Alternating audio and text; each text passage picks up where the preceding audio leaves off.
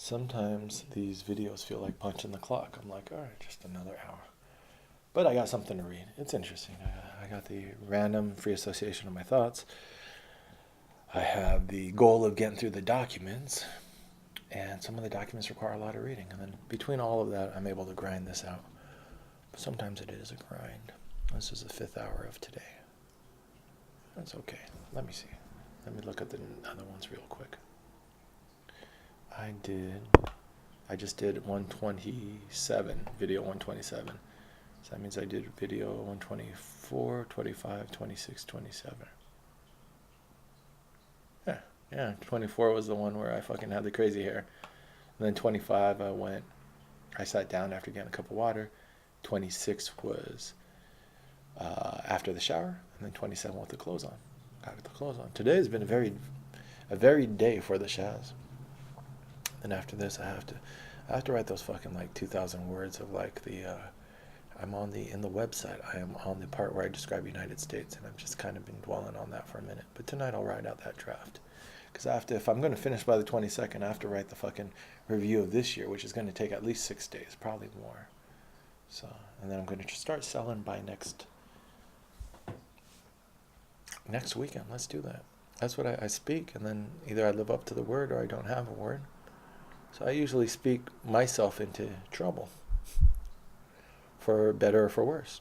Some of the best situations are just like run my mouth. All of a sudden, I got the girl. I didn't think I would. I just was running my mouth, but run my mouth, I get in trouble too. Running my mouth, I get out of trouble. Something about your word. That's why I'm correcting my word this year. Your word is powerful. In the beginning was the word, and the word was what's good. I told Ariana Grande, I was like, what's good? And then my friend who just OD'd recently, she was like, maybe you should send her a poem. I don't think she's going to respond if you just tweet at her what's good. I'm like, if she knows it's coming from Shaz, she's alive. Oh, see, I've been checking my emails all day. Fucking dork. She said, alive, more to come. Ha, in more ways than one. See what I did there? Sorry for not responding right away. I was taking Adderall and writing final papers for some people, and she writes, she does people's homework for money, for drug money. That's what type of fucking friends I have, dumbass. And then there's this whole J. Cole Kendrick decline rant I had to go on. She's a huge hip hop head, which shows me a lot of huge hip hop heads are fucking spoiled rich kids. But telling you I'm alive should always be a priority.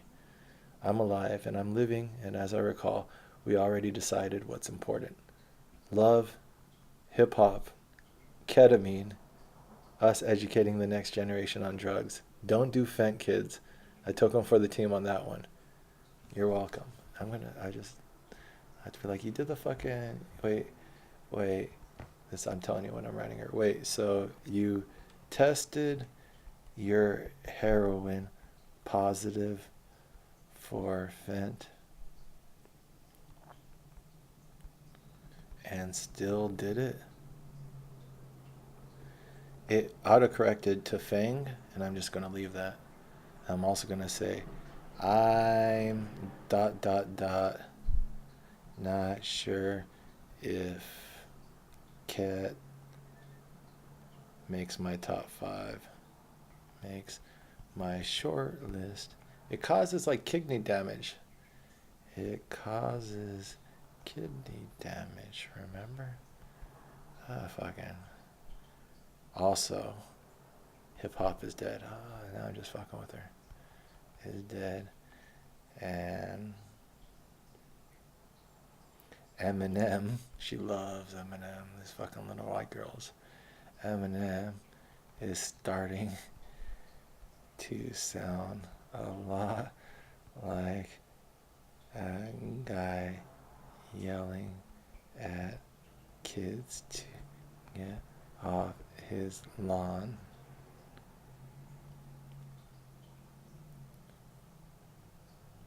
I just have to take a dig at Eminem.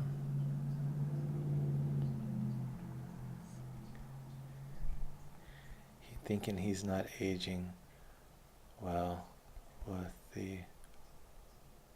No, we won't make it about M. That's enough. I'll take one shot at M. She said love's important and K. But this is this girl when we did K together, and I realized what her actual motivations are. She does feel like she wants to reach out and help people like herself. She sees that she dropped out of high. She didn't drop out. She graduated from high school. Hasn't really gone to college. Smart enough to write other people's term papers. But she wrote about the American Empire and how bullshit it is. A lot of these people who just don't buy into the fucking culture and the system are just like, why? Buy into that hypocrisy. It's so hypocritical. When I go to Slap City, everyone's like, Air America, we're just getting high talking about stupid shit. And they bring up CIA running drugs during Vietnam. It's like, yeah, that's why you guys are in Slap City, because you don't buy into the bullshit. Like, the hypocrisy of fucking society and the dominant narratives are so stupid. Some of us are just like, I just need a break from this shit. I just need to be around people who respect the truth and sincerity. But then in that, now we get her fucking, we have this tragic fuck up who's like, it's like, what do we do? It's like, she could go be boring and go into the dominant narrative, but then she's going to have a lot of fucking baggage from that shit. Or she could get out of that. Now she's in the wild, where she's like, she says, sorry for not responding right away. I was taking Adderall and writing final papers for some people and not sleeping, and then this whole J. Cole Kendrick decline rant I had to go on. But I'm telling you, I'm alive should always be a priority. I'm alive, I'm living, and as I recall, we already decided what's important. And she says, you're welcome. Yeah, we're just egos bouncing against it. That's what most of my friendships or even romances are like. A strong personality bouncing against another strong personality. I think Eminem is too much.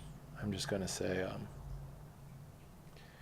wait, so you tested your heroin positive for Fang and still did it? It says Fang, not fentanyl. Isn't that funny? I'm not sure if Ket makes my shirt list. Sometimes I leave my typos in there just as a lack of respect for her, because I know she reads and fucking double reads and proofreads her shit because she's young and she's insecure. I'm not sure if Ket makes my short list because it causes kidney damage, remember? Also, hip hop is dead. And I'll say, but I'll always love you.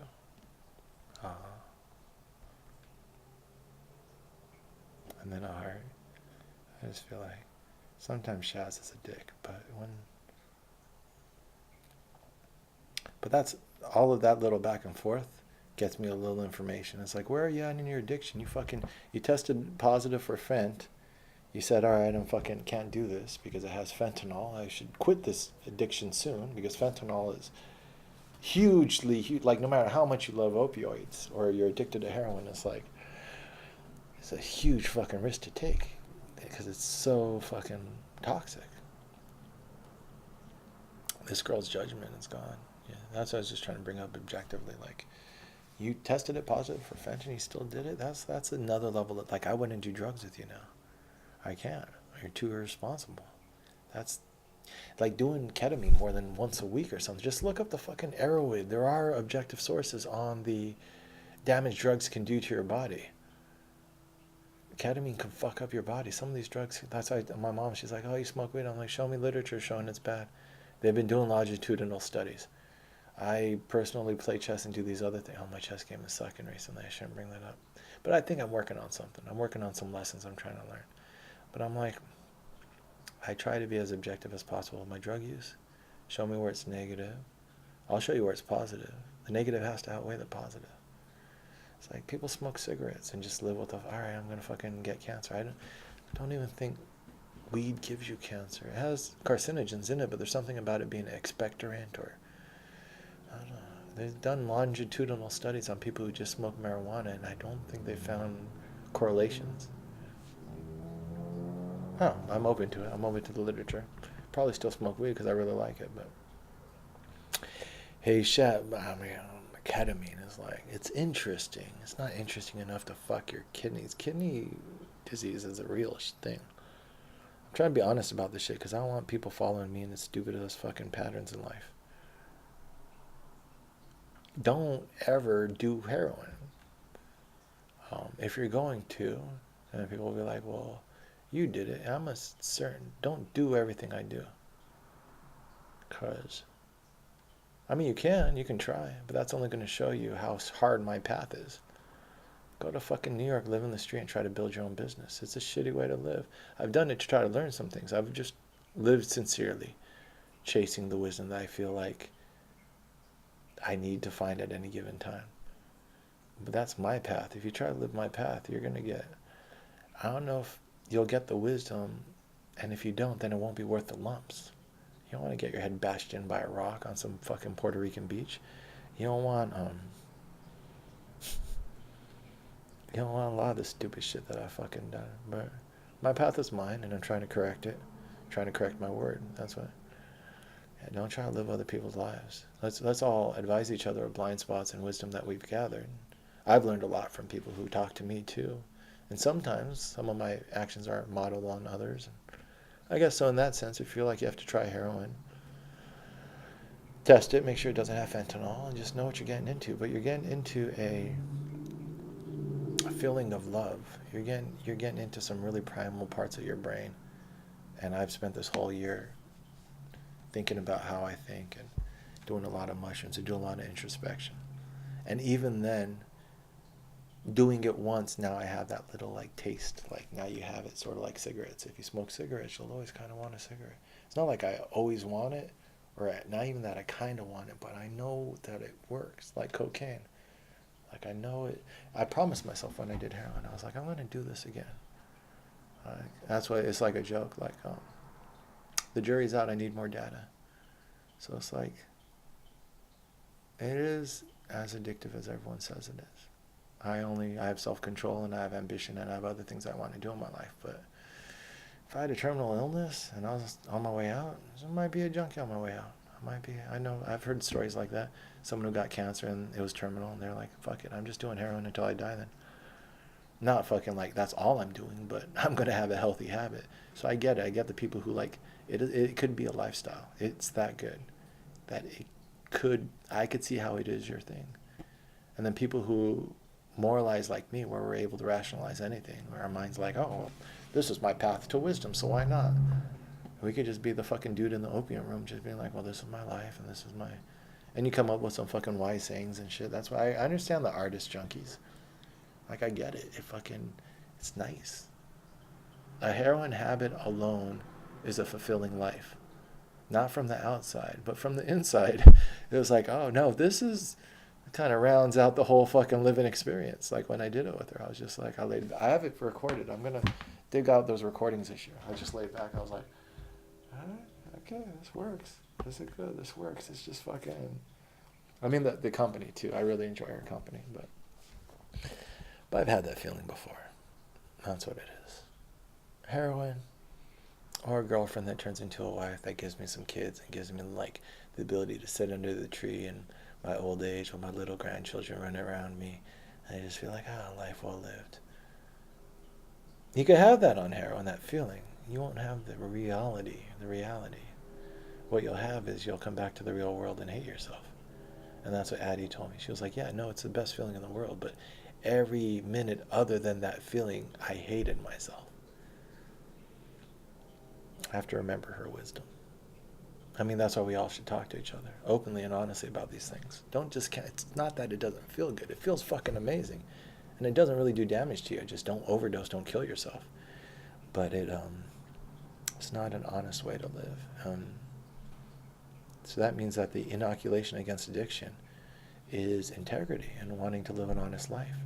And in a society which is valuing honesty less and less, and actually mixing up our narratives just to support dominant power structures, no wonder so many people are turning to addiction, because we don't value character, honesty, integrity, which are defenses against addiction. If you don't have those, it's a pretty fucking... If you're just talking about like a simple, happy life, you can fucking... And you don't have like social mobility and other ways to try to get that sustainable happiness, it's fucking $20 and you're there.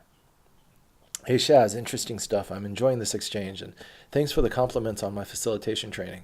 I definitely think that's an important issue, because I think everyone should be a facilitator. The neutrality that is required for a facilitator is something everyone should have an opportunity to practice. Regarding best practices, I'm not involved with Finance Group or any of the other groups that make significant financial decisions, but I'd be willing to bet that the lack of good, transparent systems is less a matter of will than of bandwidth. One of the most significant realities of this movement is that everyone's too busy putting out fires to do major structural work that needs to get done. In other words, if you want finance to have a set of best practices, join the group. Help out with some routine tasks. Find out what codes are already in place, and then bottom line, creating better ones. And listen to his language. Bottom line is they're speaking in business speak. Self-initiative. Pull yourself up from the bootstraps. Get input from anyone in the group who wants to give it. Write something up. Bring it back to the group for feedback. Tweak it. Bring it back again for consensus. I can give you detail on how I go about this in person. It relates to issues of efficient meeting processes, a favorite topic of mine. The point here is that if you want something done in this movement, you basically have to go do it, which means that no one can really accomplish more than his or her own bandwidth allows. I think that's actually a good thing. If it's not enough of a priority to do it oneself, one probably is not enough of a stakeholder to be the bottom line on it. Everyone should stick to what they're really invested in. Regarding spokes, you're right. The working groups are somewhat arbitrary and contentious unit for clustering, but the particular units used doesn't actually matter. What matters is simply you have clusters of people who know one another and have some kind of related knowledge or perspective. The point of spokes is to create a more efficient but still consensus, direct democracy decision-making process by funneling conversations and opinions through a tiered system. I'm not sure if this was the point of spokes.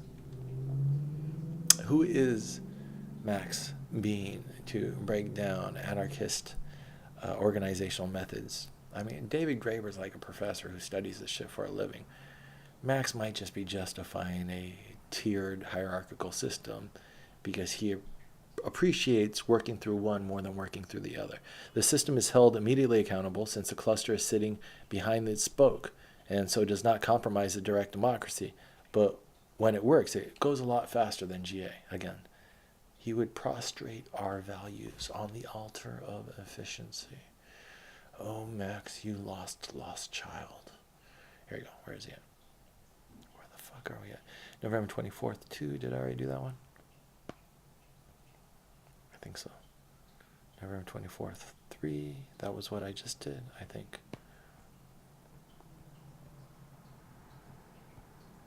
Oh, fucking I think that I already did it. November 24th, 4. Was that what I just did? Yeah, so we just did November 24th, 4. So November 24th, 5. How are we going to do this? 45 minutes. Regarding our consensus process, consensus only amounts to tyranny of that lone asshole. He misspelled lone. Max, you thought you were so clever. Well then, why did you think LOAN is lone as in solitary? That is lone as in debt, or obligation, or to lend. Methinks that was a Freudian slip, Max Bean. Consensus only amounts to tyranny of the lone asshole when the community isn't functioning properly. The idea is to get everyone's consent, not necessarily their approval, and that's not impossible. Modified consensus should only be used under extreme circumstances. What is this shit? What the fuck? That's what, like, nowadays I'm like, well, you have your opinion, I have my opinion, let's work it out in a fucking open, transparent method. But back then I was looking for authority. Until you really work out your insecurities in life, you'll always be asking permission to do stuff, looking towards authority. That's what, in my religious life, unraveling these authority archetypes so I can start to think spiritually for myself. The same way in my democratic life. In my writing right now, I've organized it around 3 main narratives. The religious, which is your spiritual afterlife. That authority seems to create these narratives.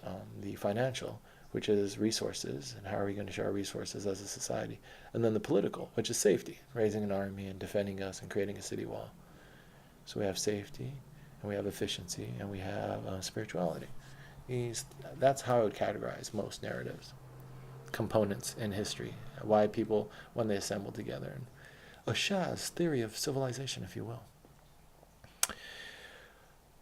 In the first 6 weeks of the movement, it was used only twice. It is more frequently used in the past couple weeks. It is indicative of the breakdown of culture and cohesion in our community. We can talk more about this in person if you want to pursue it.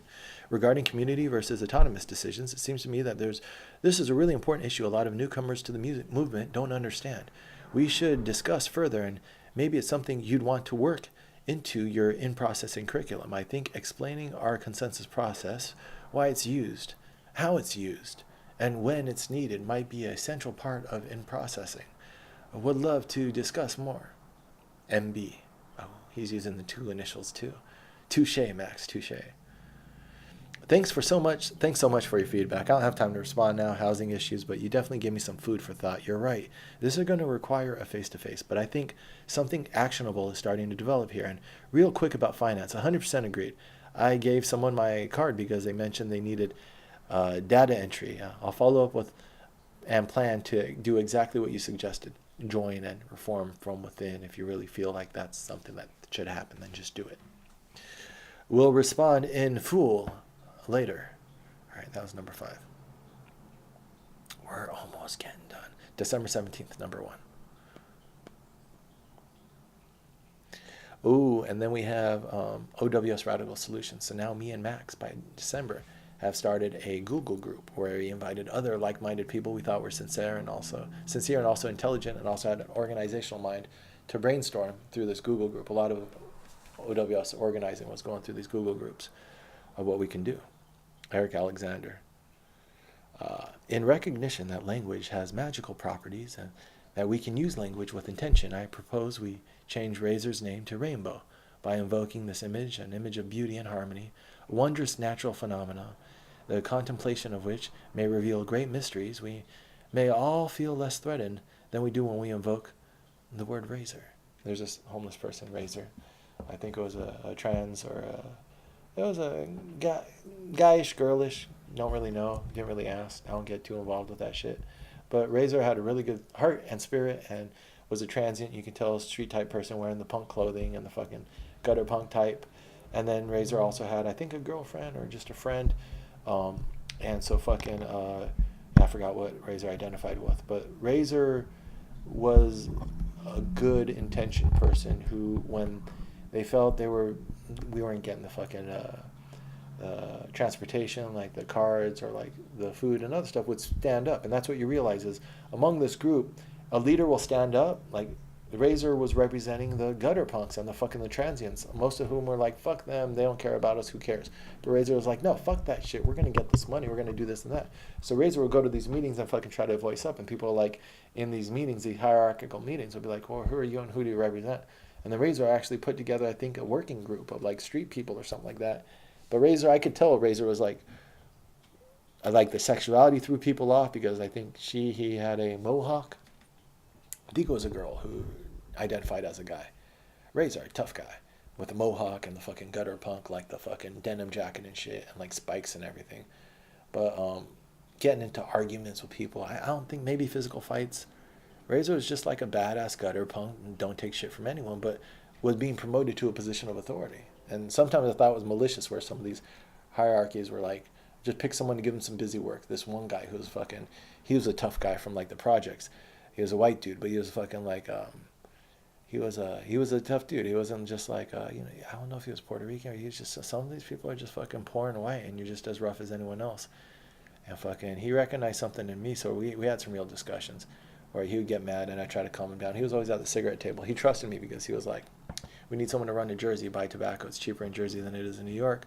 Run over there, buy a pouch of tobacco. Like, we need a big bag because the cigarette table, rolling free cigarettes for donations. And once we get $15-20, send someone to Jersey, buy another big pouch of tobacco. And if you smoke enough from the cigarette table, you're supposed to sit down and roll for like a half hour, an hour. It's very meditative. It was a very cool Buddhist thing to do. And so I like those guys, them and the anarchists. They were across from the anarchists and the communists. And so this guy's like, yo, we need someone to go to Jersey. I'm always trying to be helpful. I'm like, yeah, I fucking appreciate what you guys do. I'll go to Jersey. He looks at me, he's like, can I trust you? Or you just gonna bounce? And I'm like, I'm good, dude. Either you do or you don't, but I'm offering. So he was like, all right, give me the instructions, and I come back. After I come back, though, we're good, because the guy knows I have a word. I'm like, no, dude, it's like, I offered, look at me. If I run off with your money, you're going to see me again, or you won't, but whatever. Just make a judgment call. He was like, all right. So I come back. He's like, all right, you're a good dude. So we just fucking looked out for each other. But he was like, he was street. He was like, he didn't like when people fucking like, he didn't do all that like cerebral shit. Sometimes conversations get to the point. He's like, what the fuck, dude? What are you? And he's like, he wasn't a small guy. He was like 6 foot maybe. And so he's telling me, yo, Shaz, this guy, like, he got a position of authority for some reason. People just saw him doing shit. And they were like, here's some money, and you can start organizing the breakfasts. And he would bring food by our meetings. And he would bring food by in the mornings to the atrium or by the park. And I'm like, look at this dude. It's like, I don't even know if he probably had a job before in his life. He was like early 20s. But he was just like, just pothead hanging around, fucking born and raised in the projects in like East Village or something, off Avenue D or something, somewhere downtown.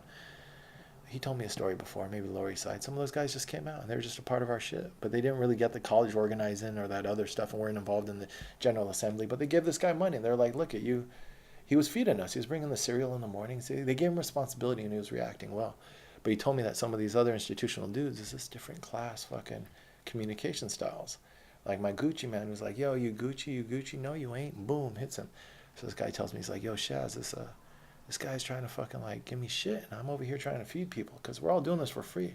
It's like, yeah, he's maybe pocketing a little bit of the money, but he's getting 150 bucks a morning and making sure that the food and the bagels and the cereal and shit are at the atrium or at the park, so we can, those of us who are living off the music movement can eat it and shit, can survive. The little bit, the people who are trying to keep these wheels greased, like Razor's one of those, from the bottom, actually helping, making sure, going to these fucking bureaucratic systems to pull something out for her people. And while for the dead weight that the rest of them are like, I can't wait for these street people to fucking leave. This is what we're trying to organize. This is the bottom of society. But he was like, yo, Shaz, this dude was fucking talking to me. I don't like the way he fucking talks to me. So I just fucking got up in his face. And I was just like, yeah. And it was just like one of those little, like, when you talk about like that Gucci guy, it's just like how people test someone or they put someone on notice. And then I told someone that once I was staying at a hostel and his energy was just all funny. I was like, yo, dude, you need to fucking stop talking like that. He was like, what? I was like, I'm just putting you on notice, too. He was like, what? You put me on notice? I was like, I'm just fucking letting you know how I feel, man. But he was coming at me with all this energy. I was just like, yo, dude, I gotta speak on it. Like, this is just, but that's me. I'm very chill. But I'm chill, but I speak on it. But like, I'm like, yo, dude, you just robbed me? Like Puerto Rico? It's like, is that what you just did? We're not cool, dude. Fucking just look at him in the eyes. Just be like, I'll wait for you to flip, dude. But I'm right here. I'm not gonna fucking act like you're not who you are. You're a thief, dude. Right to your face in front of all your friends right here. No, this dude right here, he fucking came up on me.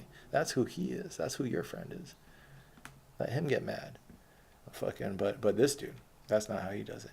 So he's like, I don't like how this dude's talking to me, Shaz. So I fucking got up right up in him, and he does it to me.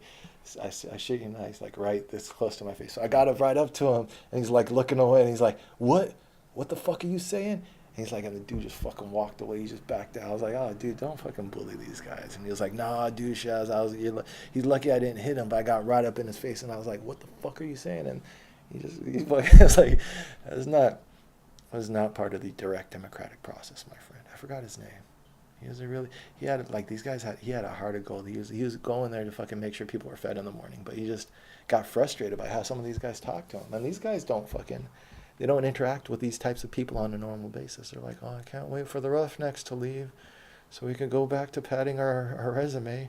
We're supposed to be doing this protest so that way we can go and try to get a job in social media and, or I don't know what the fuck else. One of these kids who was organizing with us, Justin Weeds, is it? He got an award from the city and he got an award from the UN maybe. And these guys went and parlayed their Occupy activism into all sorts of fucking cool little kudos for their career. But those aren't the people I like. I like the fucking Gucci dude. He was keeping it real. No, not that he should have hit people, but I like it when people just try to take moral stands. Like, nah, dude, I have dignity and respect. I love this guy named Sage. Was always doing that too much. He would shut down all our meetings. But we have to remember our heart, everyone. We have to remember why we're here, and we have to. And he would just talk, and it's like, yo, Sage, if everyone acted like you, we wouldn't get shit done because you demand the spotlight. But he was like a savant with his empathy. He just needed, that was interesting. There's so many good people in my life. So many fucking interesting people, so many good conversations. It changes your world. It changes, go through something like that and you're a different person. And that's why it took years for me to even go back and review this stuff because it's so much heartbreak. It's like we did that. And then you're back in the real world and then I'm doing real estate. It's like that was just a chapter of my life and it's forgotten. People got tattoos, OWS tattoos, and we were all affected by it, not just here but everywhere. All the other cities were the same too. The people in LA, in Hawaii, we were creating bonds and expressing our values and our philosophies and living them, and then having those confront other people's values and other people's philosophies. It's one thing to talk about class. It's another thing to interact with all the classes of society in the same geographic area and watch all of these fucking like these discrepancies play out between these different worldviews. It's fucking amazing. And we don't even deserve a fucking place in the history books. Ben Rhodes, you piece of shit. Anyways, I've actually developed a good relationship with Razor over the last few weeks. He's a good guy, identifies as a male. He's a good guy when he isn't triggered. Admittedly, he's easy to trigger, but he's not an asshole, and he's smart and can be reasonable once you've built up some trust. My advice, get introduced to him, start saying hi when you see him, call him him, and you'll be on good terms before you know it. Oh, that's Max. I second Max's advice. I was stuck on the street recently and hung out with Razor's Rocco working group for the night. Yeah, they created a working group to try to get some money for the people who are on the street. It was smart, helping to de-escalate the normal street BS. He actually seems like a real loyal, decent person. Yes, he's mistrustful to the point of irrationality and comes with all the baggage of an underprivileged person used to living in the street might have. Fiscal irresponsibility, escalation of conflicts, disdain for structure of any kind, lack of cooperative skills, and so on. What is this? This is fucking number 2. But these are also my biases against people less privileged than myself, and even if true, might also be sources of strength for Razor's character. I talked to you about this when I first came. Really had a conversation with you, Eric, about how if you chase away the demons, sometimes they take away the angels with them. That's not my quote. It's Courtney Love. So take it with a grain of salt. But I was telling you that sometimes the view of personal growth comes at the price of compartmentalization, when complex problems sometimes take complex people to address them, and complex people are never cut and dry. It comes down to whether Razor right now has a skill set to responsibly execute when required. So far, I trust that he does. That night, I saw how McDonald's is functioning as a last resort shelter for dozens of occupiers.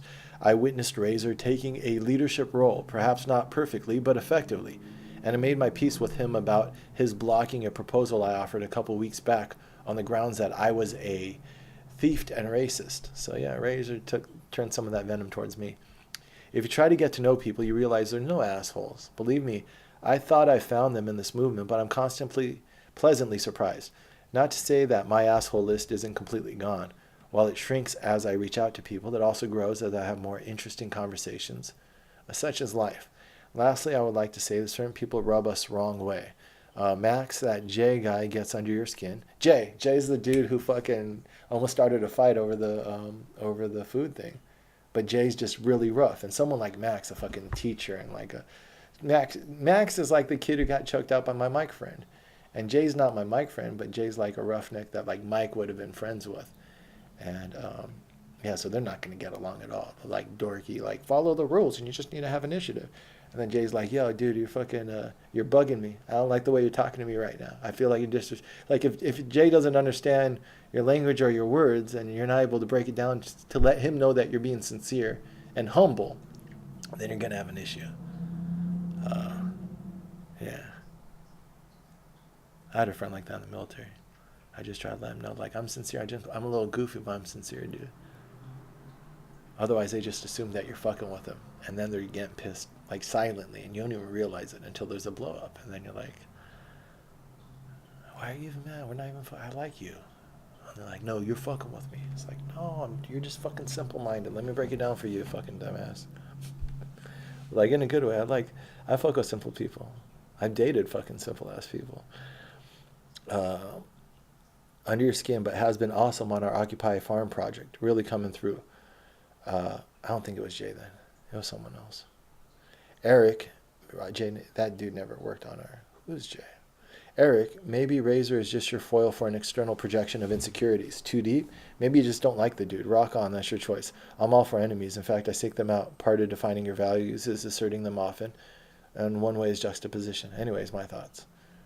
That sentence wasn't 5 emails or less, Chaz. Look at that. Fucking Chaz verbal diarrhea.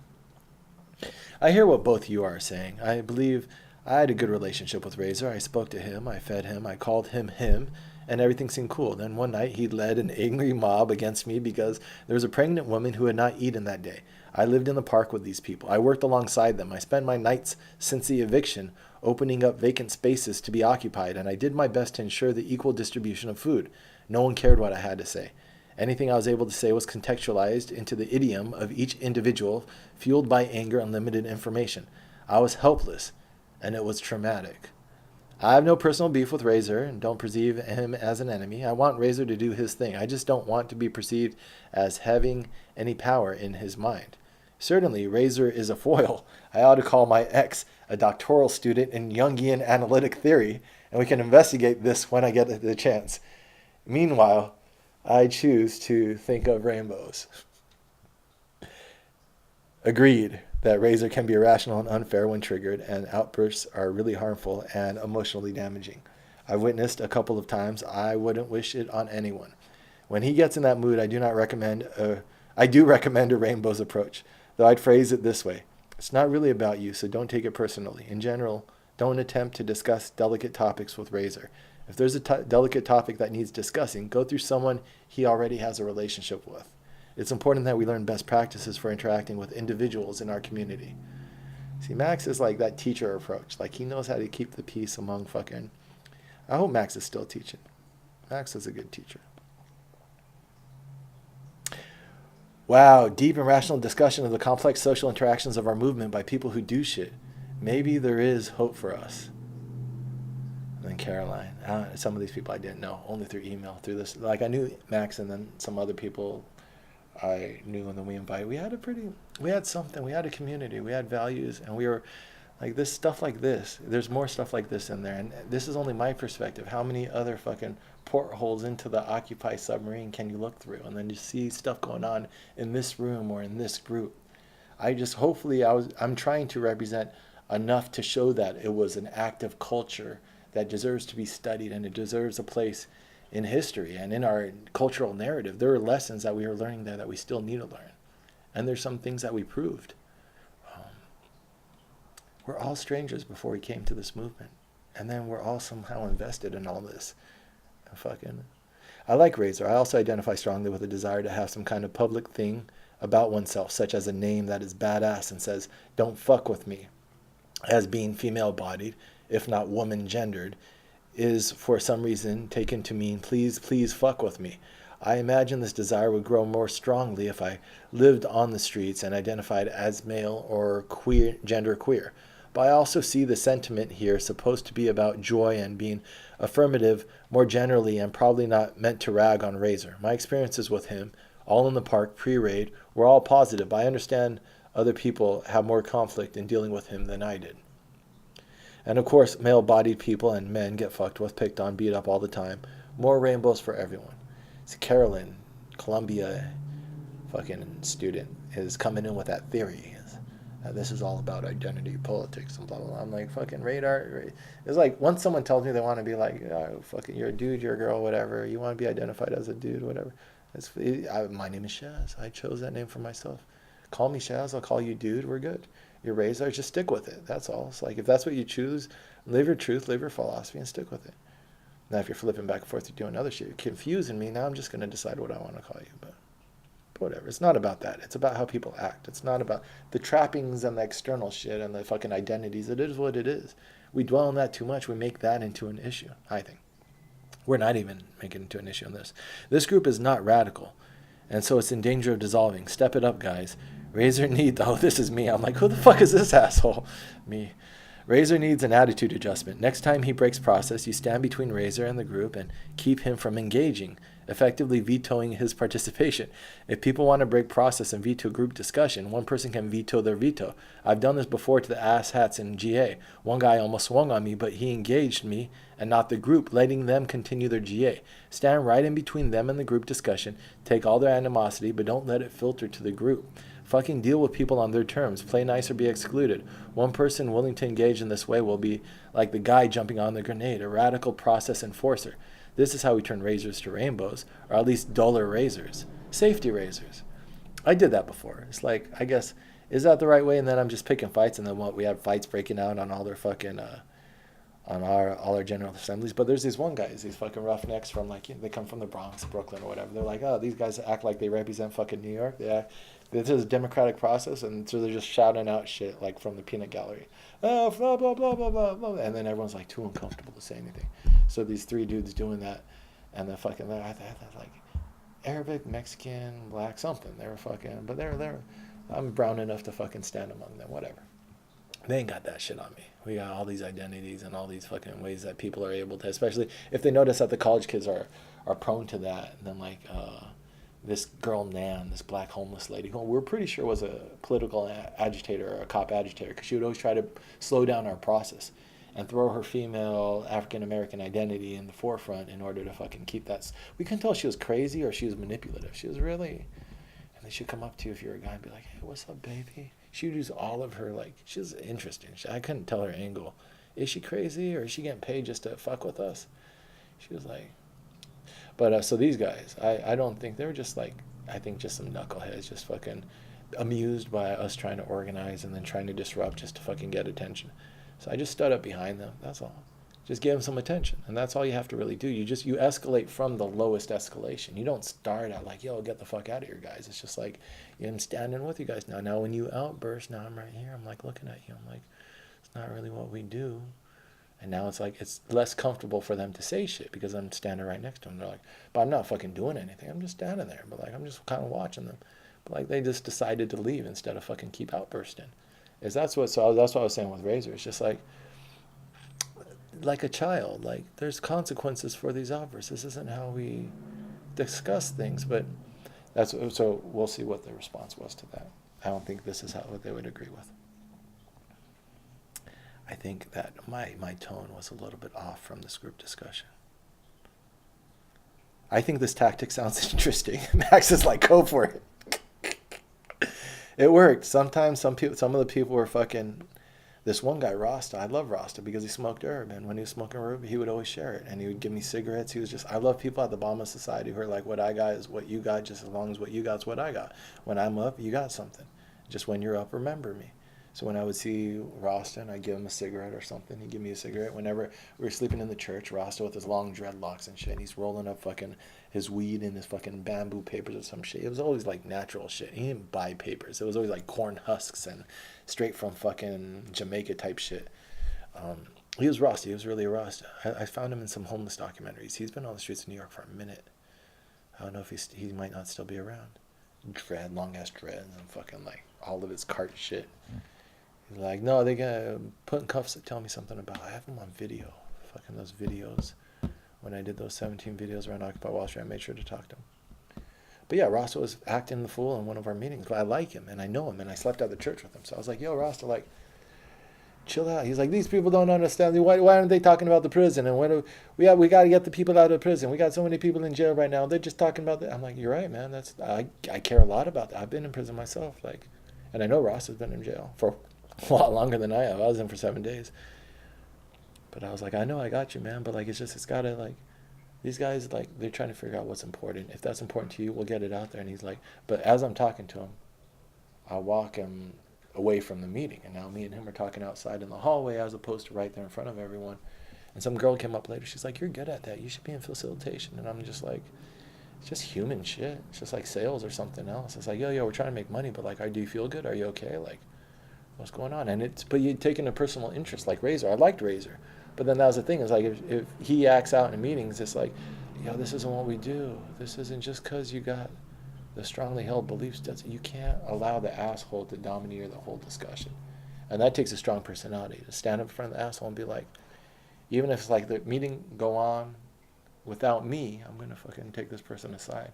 Or once I even shut down a meeting, that Nan girl was being stupid. I was like, yo, we're just going to pick up this meeting in a bit. We're going to wait to diffuse this, but we're not going to stay hostage to this one person just interrupting. So now you could sit here and everyone else is going to leave. Just be rational. You can't let childish people take over you. Anyways, summary. Long email below, nothing urgent, shooting the shit, whale penises, J, meeting culture, and forward email. Thought you might like the post to our listserv forwarded below. Have you read the book I reference at the end? It's not perfect, but it addresses a lot of what I think you hate about meetings and meeting culture. Main thesis is meetings aren't for making decisions. Meetings aren't for information transfer. I've been trying to preach this in our own group by suggesting that ideas need to be matured before they become agenda items, differentiating between general brainstorming sessions and get shit done meetings that are required to move the group forward. I'm starting to realize that group culture is born out of meeting culture. This is shit that's like going on in corporate America, and we're like reinventing it or learning it as we become an organizational structure. This is a natural organic process of Occupy growing, which is another interesting reason to study the Occupy movement.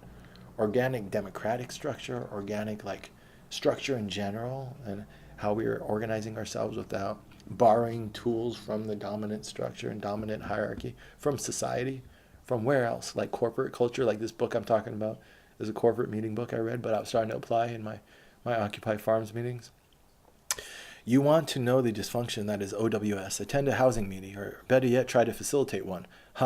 Oh yeah, you saw me do that. Probably shouldn't have been stoned in that afternoon. Didn't expect to walk in on all that craziness. It was a funny coincidence. You think I'm a huge pothead and then witness my poor stony attempt at facilitation. MJ has its benefits. Executing isn't the best one.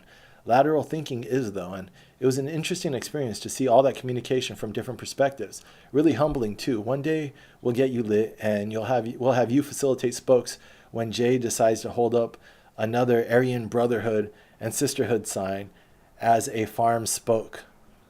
I think I know who Jay was. Poor Jay and his poor judgment.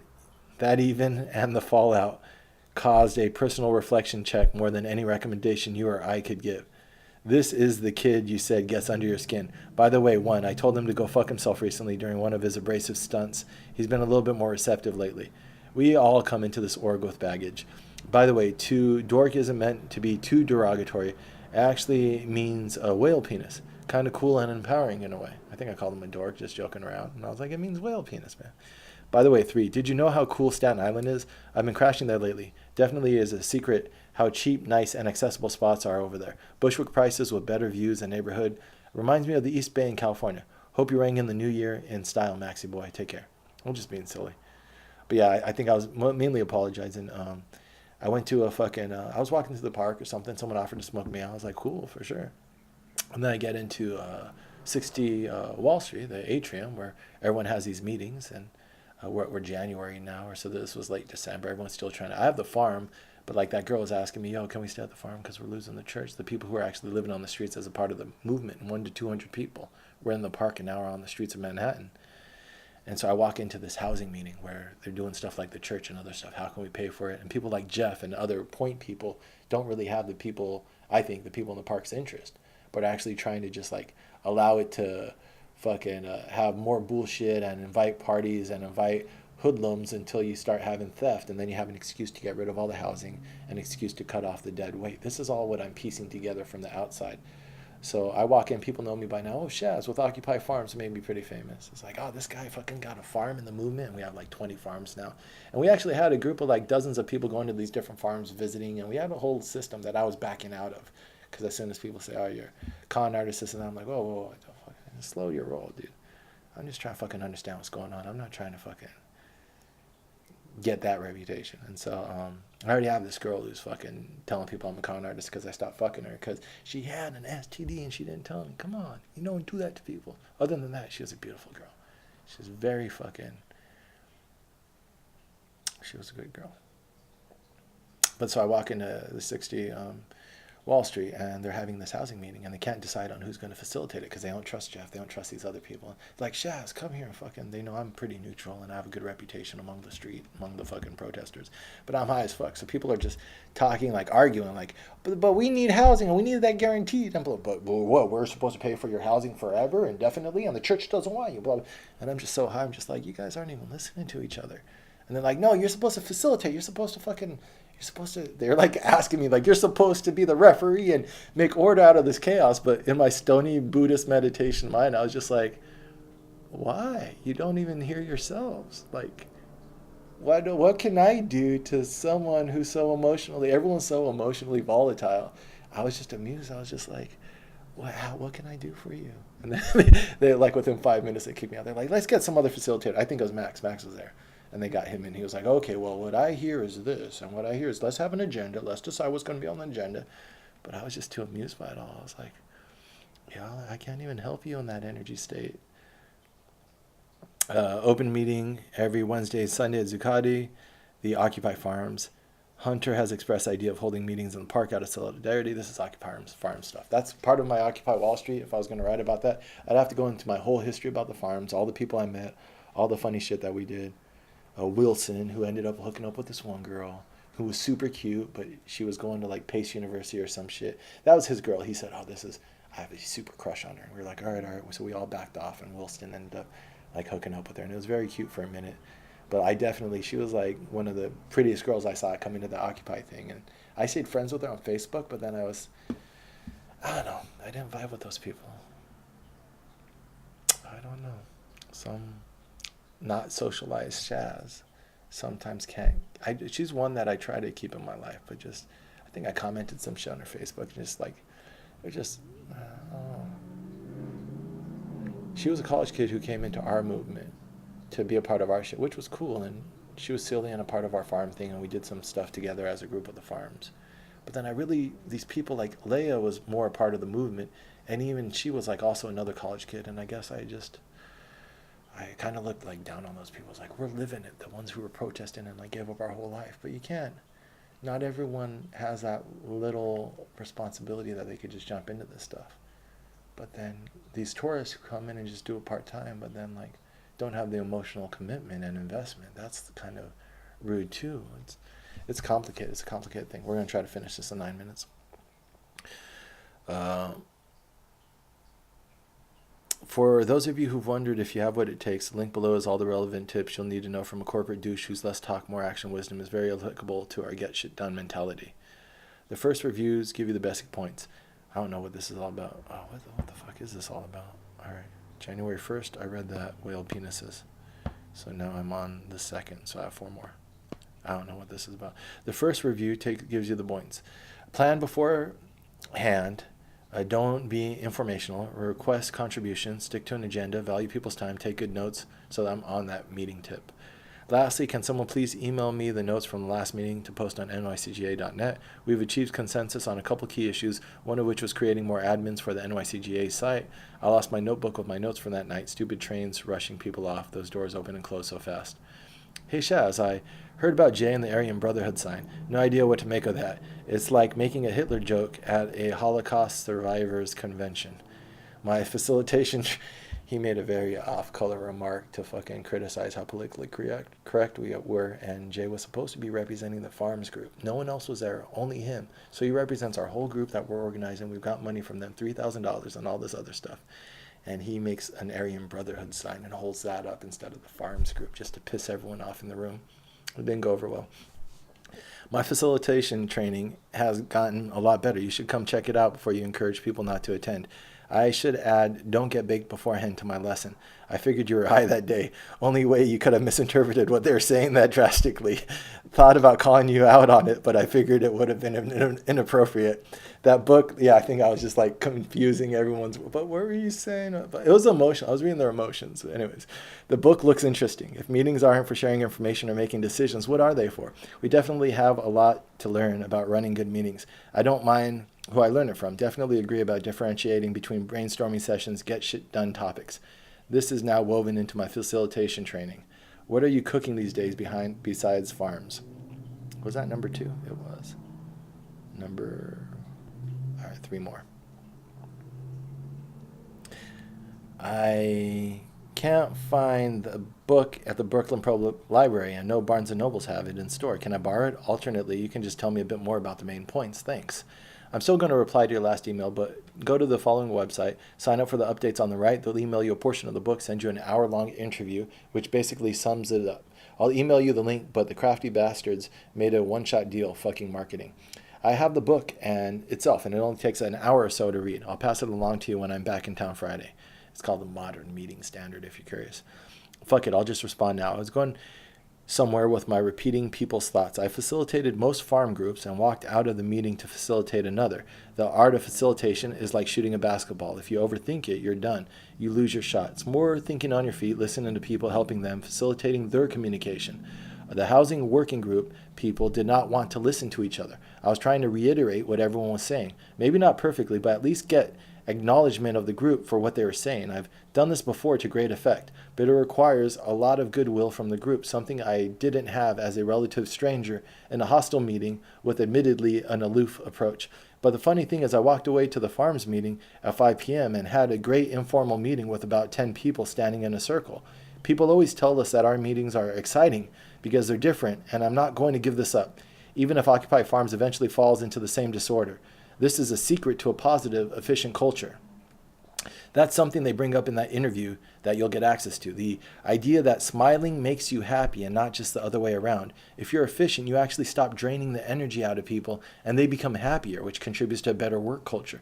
This alone is the biggest reason to reform meeting culture and limit all wastes of time. When I started wanting to flee another bad meeting, it's not my fault. I'm not a bad human being. I'm reacting normally to a stressful situation that is actually damaging me. Good meetings make people happy. Bad meetings do the opposite. This is perhaps the ultimate litmus test. And the nice thing about being stoned that day was I was in a pensive state of mind to appreciate experiencing both ends of the spectrum within one afternoon and laugh about it. I was like, this meeting isn't going anywhere because it's negative. So I was working more on the emotional check of the meeting, but I didn't have all my logical tools in order to elevate it. So that's my rant. Let me know what you're doing for facilitation again. I'll check it out. I respect your communication style, but for how you're max and not how you follow the rules. Let's see if I can finish this. 4 minutes. Or dialogue. Hey, you have a copy of that meetings book? I just sent you an email. Yeah, I'll be back Friday. Can give it to you then. You can read it in like an hour. Some good pointers that reinforce the natural inclinations. Cool, thanks. It's an OWS book. Pass along within facilitation when you're done. Also, the guy's blog is interesting. Cool, I will. We have like a library, a lot of books being passed around. He errs more on the autocratic side, which I think you're a little less sensitive to than me. Yeah, not too sensitive to autocratic. Well, it depends on how he goes about it. I'm fine with people being autocratic about process, as long as they don't make you feel like you're being autocratic. It's an art, not a science. Regarding your email, there's nothing wrong with summarizing people's points. It's a tool I use when I think it's needed, though I only do it in certain situations. The problem was you were getting all the points wrong, or it sounded like you were. Your summaries of my points and Jason's points seemed completely different from what we'd said. Weed, in my experience, is not a great drug for listening to other people, part of why I don't smoke it. Lol, I know, it's more complex. As for rules, I'm not a stickler about rules. I'm for whatever works in a given circumstance. Plus, the thing about summarizing is it's always a little dangerous because you're trying to boil down people's whole comments to a few words, and that risks making them feel simplified or even that their point was missed. Yeah, I saw the whole-eyed dog. Shut up for the rest of that meeting. I use it if the group seems to be going in circles or back and forth between two ideas, or when I think the group really is having trouble understanding what someone is saying. Haha. You should see me do it in kitchen meetings sometime. You should see me do the kitchen meetings sometimes. Oh, man. Yeah, we all know about the fucking kitchen. I'm all about efficient, fun, playful, and you're right, it's about smiling is key. I read some about the psychological feedback loop between smiling and feeling happy. In this context, smiling is also important because it's good for the group to think the facilitator is enjoying himself or herself. True. They take a lot of cues from the facilitator. One of the things I do, since I'm usually talking fast and have a big personality, is to really request feedback and make eye contact. The best lessons come from people with different personalities than who you've facilitated, who have positive and critical feedback. There's a girl like that in Occupy Farms. We shared a car ride up to the farm the next day, and she gave me some good info, good and bad. Huh. Yeah. That's one I definitely didn't hit on. I know enough to fucking not hit on the ones who were like, she was just like, she tore into me. I was like, all right, this is all good feedback. Cool, name. So naturally, I told her she should probably facilitate the next meeting, and she's totally on board now. That's cool. And Jackie Dandelion, very cool chick, massage therapist. Winky, often a good move. Don't know her. We have to constantly be duplicating ourselves. Our burnout's around the corner. I don't want to blame anyone but the person who feels burnt out. You're in ultimate control of how much is on your plate. Anyways, true. ... But often the people who are most reliable about getting things done are also inclined to take on too much and to worry too little about their own psychological state. The most dedicated protesters are the most in danger of burnout. It's all on us to avoid it, but we can also help each other, give positive feedback, not snapping at people, assuming the best, etc. Yeah, but I just don't like enabling that victim mentality. I tell people straight up, take care of yourself or you're useless. That's true. I just think there's a nicer way to say it. I've discovered it. Others have to. It might be a personal growth thing. I'm not going to finish this. I'm going to finish this next time. One more hour of Occupy Wall Street. I think I can do it in 1 more hour. We've got 20 more seconds here. I'm going to read the last Max email dialogue. We developed a friendship. I miss you, Max, after reading so much about you. I think we actually developed a friendship, which my ego and personality get in the way. Maybe part of this is connecting old friends that I've lost.